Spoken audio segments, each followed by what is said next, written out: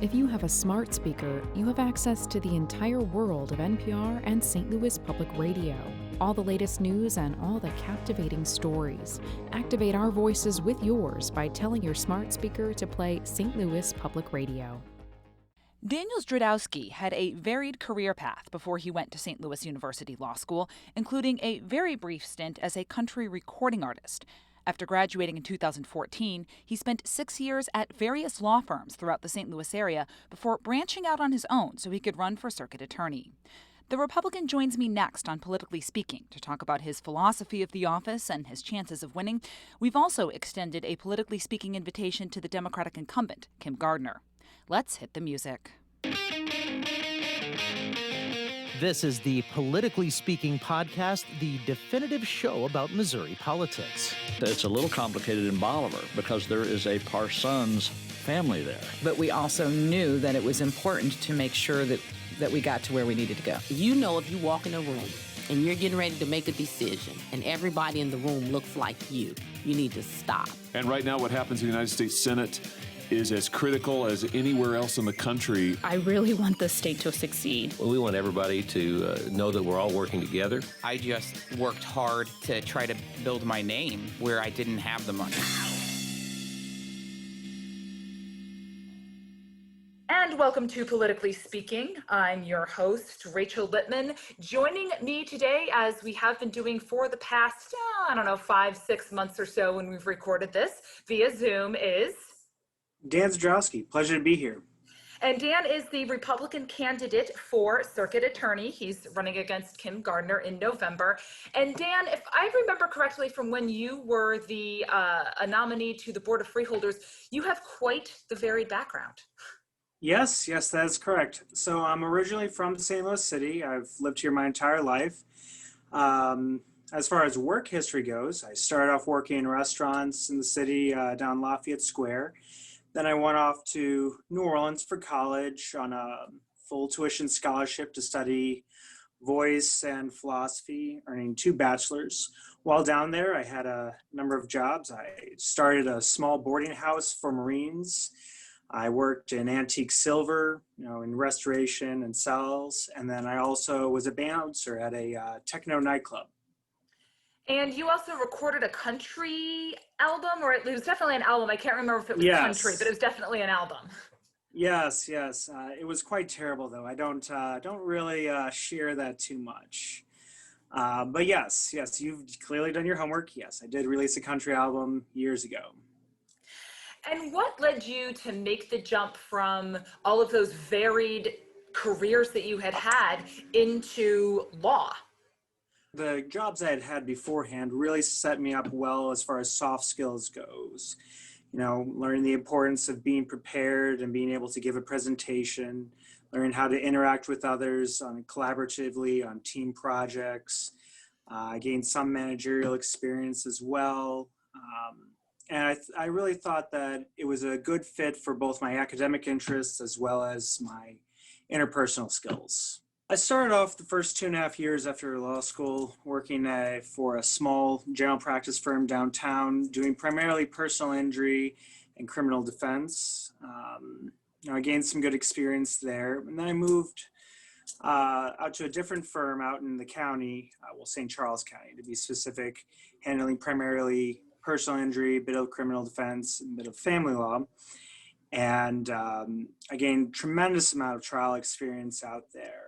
My boss at the time became very, very ill. And because of that, I really had to step up and try a lot of his cases for him.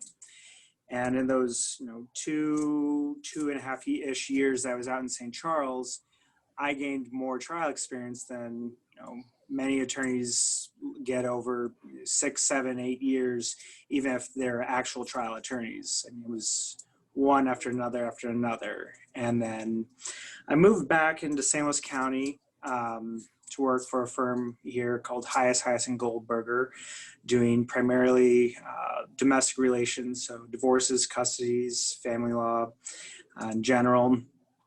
And I liked that a lot, but then back in February, in order to have more time to work on the campaign, I branched off and started my own firm because I needed the flexibility of being my own boss in order to, run this campaign successfully. And what led you to jump into the circuit attorney's race to, make the run as a Republican candidate? Well, I'll be perfectly frank about that. St. Louis is my home. I've lived here my entire life. We've had better times, we've had worse times, but things were getting better. And then, ever since Kim Gardner took office, I know she's not entirely to blame for this, but she's definitely a contributing factor. I've seen crime just spike up. And you can complain all you want about whoever is in office, but I knew that if there wasn't somebody to run on the Republican ticket in the event that Kim did win the primary, I did not want her to run unopposed. I wanted the voters of St. Louis to have an alternative option to her, so that she just couldn't walk straight into the office after the primary. And so that was my main motivation. One way or the other, I think she's bad for St. Louis. And I think that I can do a better job. And so instead of, just complaining about her and all of that, I decided to run. You mentioned that Ms. Gardner is not the only thing contributing to some of the rise in crime that we are seeing, but in your view, where is she the biggest factor? I think that there's a lot of violent criminals out there that have been emboldened by the sheer lack of prosecutions. Most of my campaign has been on the north side, and just one parent after another I've spoken with crying because they still have to go live in the same neighborhood as the murder of their son, murder of their daughter, murder of their nephew or their niece. And it's one thing for you to be a victim of violent crime or to have a close family member be a victim, but to have to see the perpetrator on a daily basis because they still live in your neighborhood because no charges have been brought, or if they have been brought, it's a catch and release type situation. And so I think that there's a lot of, and it's not just on the north side, it's all over our city, but I think that the overall lack of willingness to follow through on even the most basic of violent crimes is really emboldening the criminal populace of St. Louis. So much of how the prosecutor does its job is the cases have to be brought to them. And closure rates, especially for homicides in the city, aren't good. I think the last I checked it somewhere in like the 20 to 30% range. How do you work with, or what's the role of the prosecutor's office in trying to get more cases to your office to be tried? Well, I don't know if that's necessarily the problem there, because right now, the way the system works is the police, they build their case, they put together their information, they present their case to the circuit attorney's office. And then the circuit attorney does have discretion whether or not to proceed. But as the last time I checked, based upon my math, it was only about 27% of those cases that were being brought to the circuit attorney's office by the police were actually resulting in charges being filed. And, I understand, Kim Gardner's lack of evidence, but there's just been too many cases in which there's been ample evidence, fingerprints, eyewitnesses, confessions, that no charges have been brought. Or if they are brought, they're brought at a very minimalistic level. And so I think that, that is, definitely what you brought up was definitely a consideration, but, you can't say that charges are not, that information isn't being gathered by our police and being presented to the office when only 27% of the cases are actually resulting charges. And just to be clear, you are speaking of cases overall, not specifically homicides when you're using that 27%, yes, I am. Correct? Yes, okay. That is correct. That does relate to the homicide specific, though, in that what I've seen is that there are a lot of victims out there that are afraid of their accusers. And they're afraid because they're the perpetrators of against them. They are concerned that they will not receive protection. They're concerned that these people are out. They're concerned that there is no safety for them for coming forward. And that does not breed an environment that is conducive towards cooperation. I think that there's no easy solution to that, but having trust in the system that charges will actually be brought and people will be retained after committing violent crime is a start. How would you describe your philosophy of the prosecutor's office? What should be its role within the criminal justice system? I do not believe that the prosecutor's office is the mayor. I do not believe that the prosecutor's office is the director of Health and Human Services, and it's definitely not the Board of Aldermen. Their job is to prosecute crimes, and as they are presented to them to the best of their abilities. I think that deferment programs have their place. I think that social outreach has its place, but I do not believe that is the circuit attorney's role to go picking costly national scandals and regional scandals and fights with folks in our community and our government as a whole, when those resources are better spent getting back to the core role of the prosecutor's office, which is to prosecute crimes. What would be your definition of diversion? How do you view diversion as opposed to maybe how your opponent defines diversion?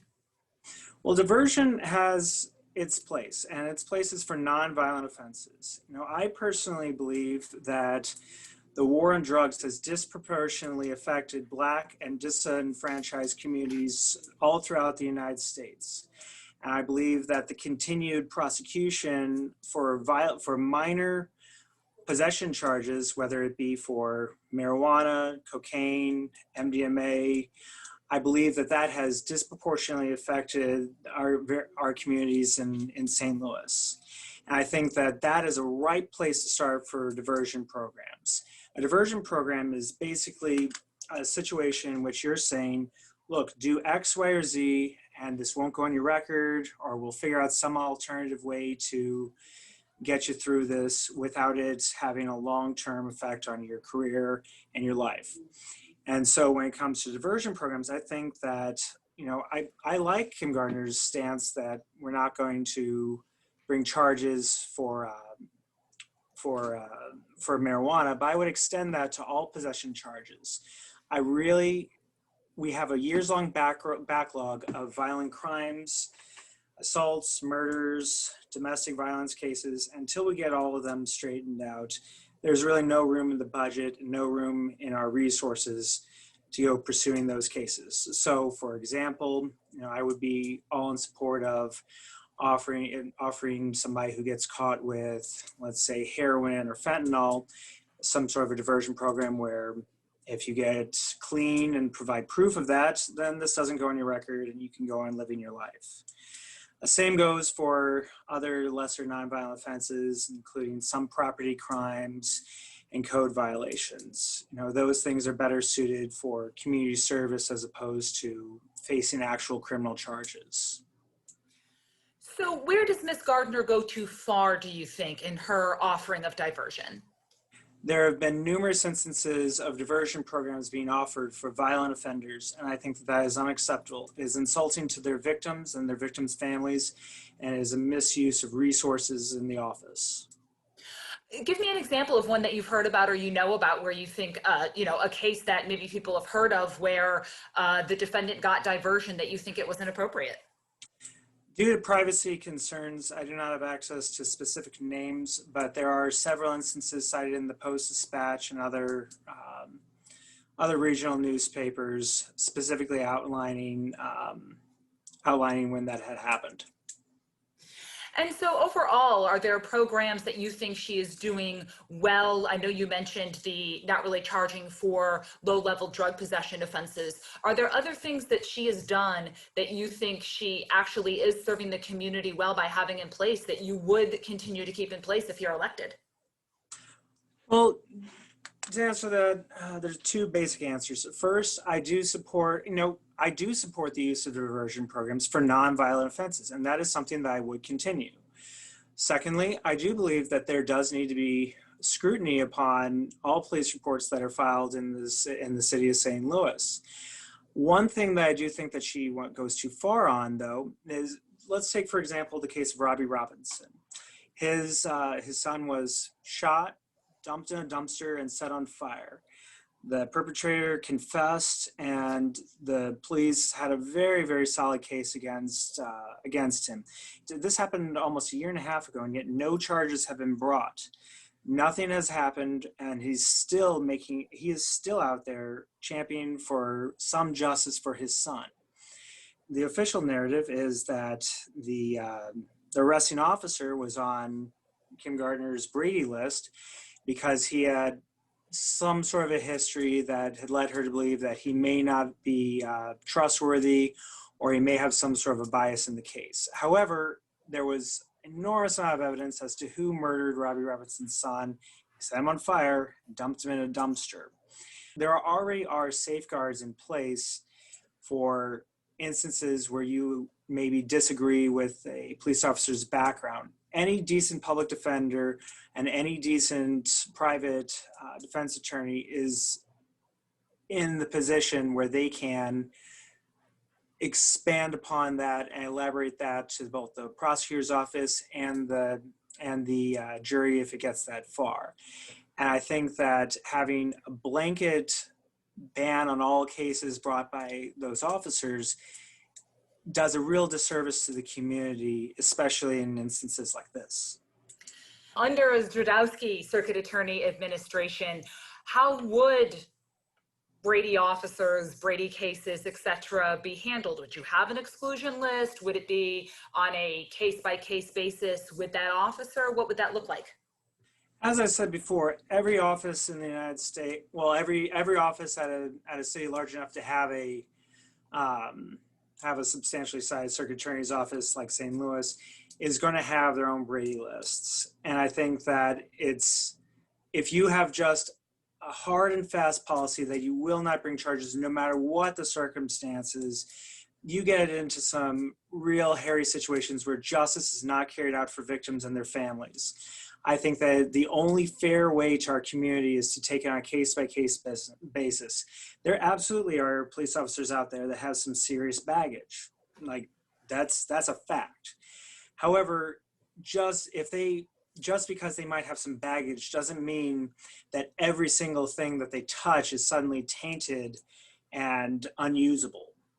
I think that the only way to bring justice to our community is to look at that on a fact-by-fact basis. And if some officers' reports need to be taken with a large grain of salt, so be it. But in the case I was just talking about, there was enough circumstantial evidence outside of the report and outside of the officer's testimony that it didn't need to be just brushed under the rug and dismissed. And we'll be right back on Politically Speaking.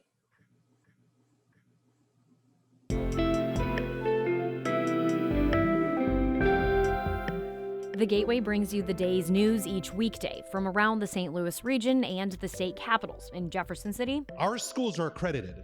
We don't need this bill. And Springfield. How many more years must pass before lawmakers see time is of the essence? I'm Abby Larico. Join me each weekday for The Gateway on the STLPR app or wherever you get podcasts.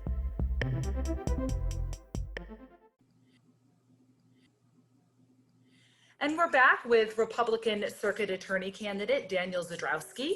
And Daniel, on another issue of police accountability, there's a lot of talk, especially in the Ferguson Commission report, about bringing in outside investigators to handle officer-involved incidences, whether that's a killing, a shooting, etc. What's your view of how those kind of cases should be handled? Should it be someone from outside? Should it be handled by a separate unit in your office? How would you address that? I think that that's a question for the Board of Aldermen. I think that's a question for the mayor's office as well. I think the role of the Circuit Attorney's Office is to enforce the laws as they are written, and any sort of an outside review board would have to be done so through, in order to, in my view, the only way for it to be constitutional would be for that to be done by either legislation, either at the municipal level or the state level. And so, like, getting back to what I said before, the role of the circuit attorney is to enforce the laws as they are written and not to, go trying and legislate on their own. So I would have to see the actual proposal and actual law that was proposed by either our Board of Aldermen or the state legislature. Is that something that you would philosophically advocate for, though, if it was presented as legislation? Would you say, yes, I believe that it should be handled outside philosophically? Or is that something that the circuit attorney's office, police department, et cetera, can handle internally? As I said before, I think that that's a question for the state legislature or the Board of Aldermen. I would have to, and before I could comment on any individual proposal, I would say that I've seen several proposals for outside accountability or increased internal accountability, and both systems have their problems. There is leeway both with handling internally or through a legislative outside body handling police accountability. There's fruit in both those grounds for there to be a workable and viable solution to increase police accountability in our communities. I would have to see the individual proposal first. As we're talking right now, the Missouri legislature is in the midst of, I think it's now about a 3-week special session on violent crime in the cities. Overall, is the legislature advancing proposals right now that you think can actually help reduce violent crime in the city of St. Louis? I have mixed feelings about that. As a general rule, I am very opposed to government overreach. I'm opposed to state infringing upon municipal issues. I'm opposed to the federal government infringing upon state issues. And that's my general stance. However, I believe that the city has gotten so bad that any necessary help should be welcomed or at least be open to. That said, I'm very wary of, and I'll give it a specific, I'm very wary of the proposal to bring in outside prosecutors from the state's attorney's office to handle homicides and other violent crimes within the city, because at its core, those are issues that should be dealt with internally, because our prosecutors live in this community, our police live in this community, and this is our mess to be cleaned up. And while I do think that it's gotten so bad that outside help might not be a horrible option, I am very wary of it, because at the end of the day, if you look at every municipality in this country, and if you look at the history of law and order in this country, those really are issues reserved for the states. Reserved for the individual communities in which people reside. And so I'm very wary about it. And so to be clear, this is Senator Onder's concurrent jurisdiction proposal. Is it the concept of concurrent jurisdiction that you're wary of, specifically how Senator Onder's is written, just to help people understand what we're talking about specifically here? Yes, that is what we are talking about here. I am concerned about it. I haven't seen, as you know, things change and things get moved around. I would have to see the final proposal. I do believe that outside help is, welcomed at this point, but I am still wary about it, just because any sort of concurrent jurisdiction would inherently, at least from what I've seen, involve there being prosecutions by people that don't necessarily have strong ties to our community. And so we'll have to see how this all plays out. And as I said before, devil's in the details, but that's where I'm at. You also mentioned that you don't necessarily like it when federal prosecutors come in and help get involved with state issues. And St. Louis has Operation Legend. There is Safer Streets, which is where the Attorney General has deputized some people to go help with the U.S. Attorney's Office. What should some of the role of partnerships look like, or outside help look like in order to sort of best serve the community? What would be your philosophy on stuff like that? My philosophy is that in general, we shouldn't need that help. We have the resources within our city to handle this internally with people that care about our community and have strong ties to our community. That said, things have gotten so bad that we do need the help right now, at least in the short term. And so with instances like Operation Legend, it's still playing out, but as far as I can see from at this point in time, it seems to be doing a great job. It's helping us clean up some old cold cases. It's helping us make some arrests that normally wouldn't have happened. It is helping for the time being, but I'm hopeful that we will eventually reach a place in our city where it will not be needed anymore. You talked a lot in the beginning of this podcast about the trial experience that you've had, and that's certainly important to handle and work in an office that does do a lot of trial work. What about the management side of things? The circuit attorney is kind of the leader of the office, isn't necessarily in the courtroom quite as much. Do you have the management experience necessary to, deal with an office of attorneys, side staff, etc.? I'll answer that in two ways. First off, I've managed and owned several businesses throughout my life. Some of them have been short-term ones by design, some of them a little bit longer term, but I do have managerial experience. And secondly, every single former staffer that I've spoken with in the current circuit attorney's office has described Kim Gardner as a micromanager who does not delegate and who does not and likes to take on more duties herself than she can handle.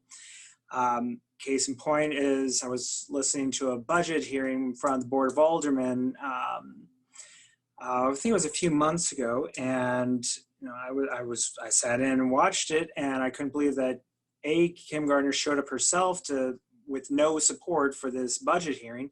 And second, that she didn't even know how much money she was asking for. She didn't know what her expenditures were. And that's really the type of situation where, you have people in your office that is their job to help you with that. And that is their job to be there with you for that and to know those numbers for you so that you don't get called out and embarrassed by the Board of Aldermen because you don't know answers to their questions, especially ones that you've got people on your staff that's their whole job to have the answers to those questions. And so I'm confident in my ability to delegate out work that is not necessarily the role or the exclusive job of the circuit attorney to those people that should be handling those matters, or at least should be helping with those matters. If I were doing it differently, I would have the person in charge of my budget there with me for that meeting if I knew that I was going to be fielding questions from the Board of Aldermen about the budget, because it's just simply too big of a job to be handling those minutiae of the details yourself. Realistically speaking, you're a Republican running in an overwhelmingly Democratic city. What's your path to victory based on just the reality of the city's politics? Now, I'm not going to share my numbers too much with you, but I do believe that I've ran the numbers, and I do believe that there is a path to victory here. It's going to necessarily involve two things, though. First, getting out the message to as wide of a group as possible on the South Side and the Central Corridor that I am running and that I am a viable candidate. There are just too many people who are upset with Kim and her lack of running the office well.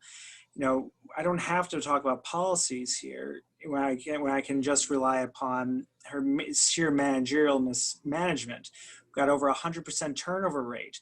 We've got an abysmal conviction rate. No matter what she says, it's still around 50% for trials. And so getting that message out there. And then furthermore, I think that several candidates in the past have made tremendous mistakes in not showing their face and not campaigning on the North Side. And so that's where I'm spending the vast majority of my time personally, getting to know the voters out there, getting to hear what things are a biggest concern to them, and letting them know that there is an alternative option to the Democrats. we've had Democrats, it's been, I believe, over 40 years since the last Republican circuit attorney, and communities all throughout St. Louis are less safe because of it. And that's especially true in communities on the north side over the past 40 years. And I think that I can do a better job of helping our communities all over the city. And so that's my path to victory.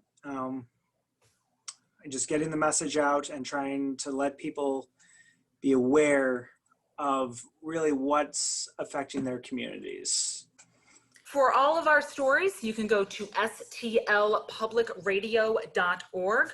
I'm on Twitter at @rlittman. Daniel, where can people find you? Twitter, Facebook, anywhere else on the World Wide Web?